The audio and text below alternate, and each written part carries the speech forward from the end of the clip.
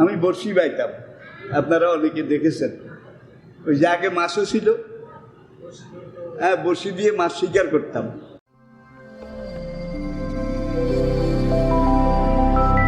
AtoZ Bangla, follow the rules of Islam. সাবধান, যে যেই দল করেন করেন, আপনার করার স্বাধীনতা আছে। সীমা লঙ্ঘন আমরা কেউ করব না। যদি আমরা সীমা লঙ্ঘন করি তাহলে দেশটা গোল্লায় যাবে। আর আপনাদের তিন দিকে এমন এক জাতি আছে যারা কচ্ছপ খায়। আমি কি বুঝাতে পেরেছি? কচ্ছপ এমন একটা প্রাণী যে একবার কামড়াইয়া ধরতে জানে, একবার কামড়াইয়া ধরলে।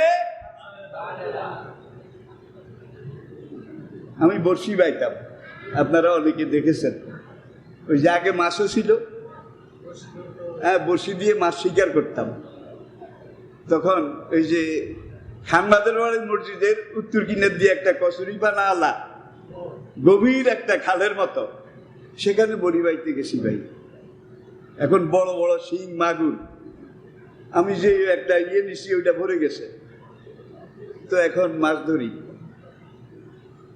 এইবার যখন আবার টান দিলাম ভাই, এখন উঠাইতে পারি না। প্রথমত আমি খুব খুশি, কামের কাম হইছে।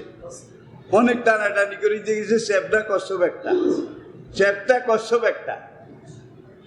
এখন টেনে টেনে উঠেছি। এখন দেখি যে সে বড়শিটারে এমন ভাবে কামড়াই ধরেছে, বড়শি খোলা তো দূরের কথা, লাগানো যায় না, এমন কামড়া। আর ওর দাঁত কিন্তু এখান দিয়ে সবটা, ঠোঁটটাই দাঁত। মনে একটা আফসোস, আরে কিভাবে মাছ আসতেছিল, ধরতেছিলাম, কচ্ছপটা তো আমার সাড়ে সর্বনাশ করে দিল। এই সময় এই নোয়াবাড়ির গভুরিয়াবার ছেলে নুরুল নবী মাস্টার সাহেবের ভাই কাশেম, কাশেম চিনছেন তো? কাশেম, সে দক্ষিণ দিকে কোনখান থেকে জানি কাজ করে আসে। কাকু কি হয়েছে? আমি কাকু বড়শি বাইতে আসছিলাম। সে আবার দেখে মাছ তো ভালো মাছ পাইছেন কয়েকটা। আমি কি এখন তো সব গেছে, কচ্ছপে তো আমার বড়ি, আপনি পারবেন না, আমার কাছে দেন। সে এখন বড়শি ধরে যত টানাটানি করে, এমন ভাবে কামড়াই ধরে সে বড়শি দাঁড়াইতেও পারে না। তো সে তার হাতে নির্বাডাইল একটা আসিল, নির্বাডাই খুব ধারালো, সেইটা দিয়া ওই ওর কল্লাটারে এইভাবে টেনে এখানে নির্বাডাই লাগাইছে। লাগাইয়া এমন জোরে পায়ের গোড়া দিয়ে লাথি মেরেছে, কল্লা কেটে আলাদা হয়ে গেছে। কয় কাকু এইবার হইছে, এইবার আপনার বড়শি পাওয়া যাবে। এখন সে আবার কল্লারে ফাঁক করি টরি, হুজুর কল্লা কাটা গেছে কিন্তু কামড় তো ছাড়ে না। এটা আপনারা কেউ কেউ হয়তো দেখে থাকবেন, কল্লা কেটে ফেলবেন কিন্তু কামড়। ওইটা এমন একটা প্রাণী যে কামড়ায় ধরতে জানে কিন্তু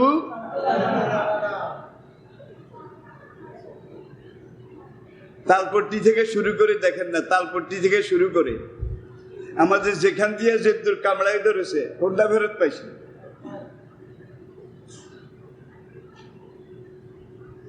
দিনাজপুর হিলি, এখান দিয়ে আমাদের গাড়ি বের হয়ে তারপরে একদিকে ওই যে হিমালয় কন্যা নেপাল, ভুটান, নেপাল ভুটান, দিনাজপুরে এখান দিয়ে হিলি দিয়ে বের হলে এখান দিয়ে 8 কিলোমিটার জায়গা, 8 কিলোমিটার। এটাকে বলা হয় চিকেন নেক। চিকেন নেক, নেক হইল গলা, চিকেন হইল সিওন ইংরেজি। এখান দিয়ে এই ডিব্রুগড় আসাম, এখান দিয়ে সিকিম তিব্বতের বর্ডার দিয়ে বিশাল এই ভারতের এলাকা থেকে এই যে 8 কিলোমিটার ছোট্ট চিকন একটা রাস্তা পাহাড়ের ভিতর দিয়ে, এইটার ভিতর দিয়ে পুরা ভারতের মালপত্র, ওই যে 7 সিস্টার্স, 7 সিস্টার্স, ভারতের এই দিকে 7টা প্রদেশ আছে, 7টা, এখান দিয়ে মাল আসা যাওয়া করে। এখন তারা সেখান দিয়ে একটা ট্রাক যেতে তাদের খরচ হয় 24,000 ভারতীয় রুপি, 24,000 ভারতীয় রুপি ভাড়া, আর কি ভাড়া খরচ। এখন তারা চালনা বন্দরে কলকাতা থেকে মাল আনে, চট্টগ্রাম বন্দরে কলকাতা থেকে মাল আনে, আনার পরে এইবার তারা এখান দিয়ে পদ্মা ব্রিজ হওয়াতে আরো সুবিধা হয়েছে, এক দৌড়ে তারা চালনা থেকে দিনাজপুর, দিনাজপুর থেকে হিলি, চিকেন নেক, এখান দিয়ে ঢুকে তারপরে তারা ওই সেভেন সিস্টার্স, তাদের এই দিকের অঞ্চলে 7টা প্রদেশে আসা যাওয়া করে। আমাদের এক মন্ত্রী কইল প্রতিবেশী তাদের উপকার করা দরকার। আমরা কি ছোট লোক নাকি তাদের কাছ থেকে? আমরা এই কথাটা আপনারা কেউ দেখছেন কিনা, শুনছেন কিনা? আচ্ছা ভাই, বাংলাদেশ গভর্নমেন্ট একাধিকবার অনেকবার চেয়েছে যে আমরা হিলির এখান দিয়ে, দিনাজপুর হিলির এখান দিয়ে বের হয়ে আমরা ভুটান যাব, নেপাল যাব, এই 8 মাইলে আমাদেরকে একটু আসা যাওয়ার পারমিশন দেন, ট্রানজিট দিছেনি 8 কিলোমিটারের হাতালে দিনাজপুরের এখান দিয়ে বাইরে নেপালে যাওয়া, ভুটানে যাওয়া, সেটা আমরা পাইলাম না। কিন্তু এখন চালনা থেকে ওই দিনাজপুর, চট্টগ্রাম থেকে দিনাজপুর, পুরো দেশের উপর দিয়ে তারা যায়। এবার আমাদের একজন মন্ত্রী কয় আমরা ছোট লোক নাকি তাদের থেকে আমরা ভাড়া নেব।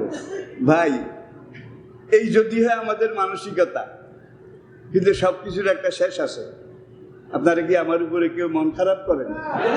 এগুলা বাস্তবতা, এগুলা বাস্তবতা। বলবেন যে এগুলো কি কোরআনে আসে নাকি? কোরআনে কোনটা নাই আমারে দেখান, কোরআনে কোনটা নাই আমাকে দেখান। ইজা তাদায়ান্তুম বিদাইনিন, তোমরা যখন কোনো মুসলিম অমুসলিম তাদের সাথে কোনো লেনদেন করো, কোনো চুক্তি করো, ফালিয়াকতুবুহু, এটারে লিখে রাখো এবং পুরো জাতিকে এটা অবগত করো, জানাও।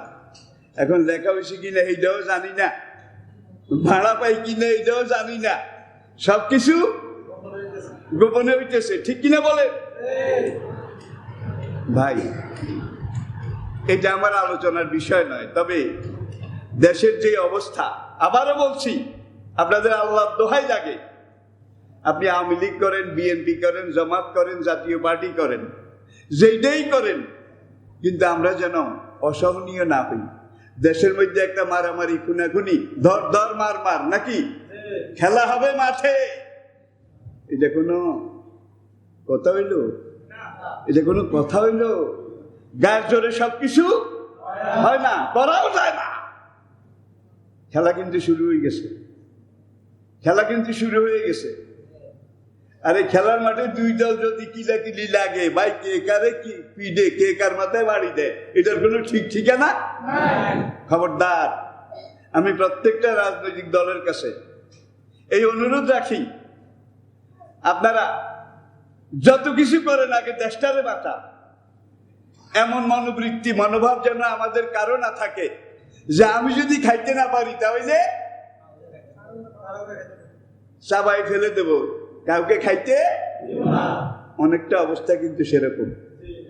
আমি খুব কথাটা একটু ভিতরে, বাড়ি গিয়ে রাতে শুয়ে শুয়ে একটু চিন্তা করিয়েন যে আমি যদি খাইতেই না পারি তাইলে এটা চলে যাক, এটা চলে যাক, তারপরে যেন অন্য কেউ খাইতে না পারে। আবারও বলছি, দেশের যদি ভালো হয় তাইলে সব দলের সুবিধা হবে। আর দেশে যদি খুন খারাপি, অরাজকতা, একটা গৃহযুদ্ধ অবস্থা চলে, তাহলে কিন্তু কচ্ছপেরা তৈরি হয়েছে, বান্দর গাছে বসে অবজার্ভ করতেছে, বিড়াল 2টা গৃহস্থের শিক্ষা থেকে শীতল পিঠা চুরি করেছে, শীতল পিঠা। এখন বেড়া বাইয়া একটা বিড়ালের সরা পাও দিয়ে তুলে ধরেছে, আরেক বিড়ালের পিঠা কামড়াইয়া বাড়ির পাশে জঙ্গলের কিনারে নিয়ে। এখন এক বিড়ালে কয়, আমি কষ্ট করে পিঠা কামড়াই আনছি, আমারই বেশি দিতে হবে।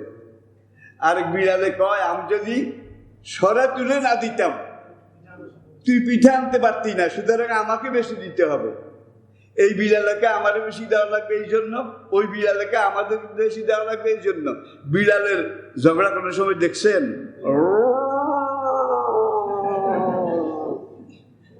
কারো চাইতে কেউ কম না। বান্দর একটা গাছে বসে বসে কিন্তু পর্যবেক্ষণ করতেছে, পিঠা তো মাঝখানে আসে, ওরা এই বিড়াল ও ওই বিড়াল ও দেখি একটু কিলাকিলি লাগে কিনা। দুই বিড়ালে যখন এই কামড়া কামড়ি লেগেছে, বান্দরে এক লাফ দিয়ে সে পিঠাটা নিয়ে এক লাফে গাছ। এইবার বিড়ালে ও বন্ধ করে বান্দরের দিকে চায়, বান্দর এইভাবে বুড়া আঙ্গুল দেখায়, কে বেশি খাবি কে কম খাবি, তোরা ঝগড়া করার দরকার নাই, আমি পিঠা খাই তোদের ঝগড়া মিটাই দিলাম। এমন একটা অবস্থা আমাদের সামনে আসতে পারে কিনা বলেন, আসতে পারে কিনা বলেন। আমি বুড়ো মানুষ মরে যাব, আমার ভিসার মেয়াদ শেষ, চলে যাব। কিন্তু আগামীতে আপনারা যারা আছেন, আপনারা যে কোন কিয়ামত দেখেন আল্লাহ ভালো জানে। কিন্তু আমি সবসময় নামাজে ভাই তাহাজ্জুদ তো পড়তে পারি না, তারপরে চেষ্টা করি যখন যেটুকু পারি। একটা দোয়া আমি সবসময় করি, আল্লাহ আমি মরে যাওয়ার পরে আমার কবরের কিনার দিয়ে যেন বেঈমান মুশরিক কাফেরের সেনাবাহিনীর গাড়ি ঘোড়া চলাচল না করে।